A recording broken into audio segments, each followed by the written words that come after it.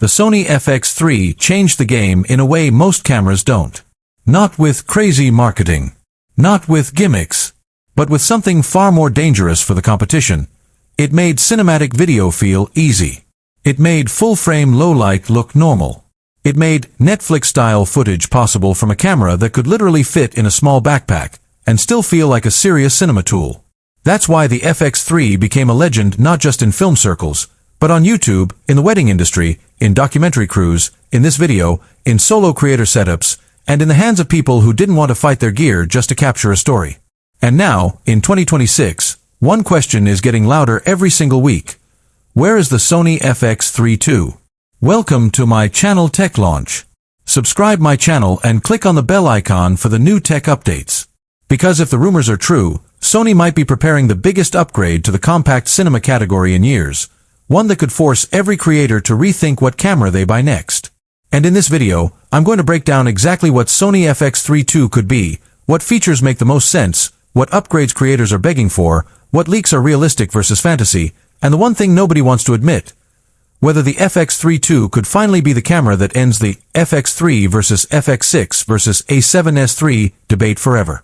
Now, before we go any further, I need to tell you something that will instantly make this whole topic more exciting. The FX3 is old in camera years. It launched back in early 2021. And in tech, especially video tech, that's ancient. Not because the FX3 suddenly became bad, it's still amazing, but because the world around it changed. Expectations changed. Competition changed. Content changed. Creators changed. In 2021, 4K 120 felt like the future. In 2026, it's expected. In 2012, great autofocus in video felt like magic. In 2026, it's a minimum requirement. In 2021, full-frame low-light monster was rare. In 2026, everyone is chasing that crown. And Sony knows it. Sony can feel the pressure. Canon is teasing compact cinema competition. Panasonic keeps pushing OpenGate and Pro codecs. Blackmagic continues to give creators unbelievable value. And Sony cannot stay quiet forever. But here's why this rumor matters more than most. Sony FX3 II isn't just another camera update. It's a strategic move. It's Sony defending one of its most important positions in the market, the compact cinema camera that creators actually buy. And if Sony makes the right choices here, the FX3 II could become the ultimate hybrid of cinema power and solo creator simplicity.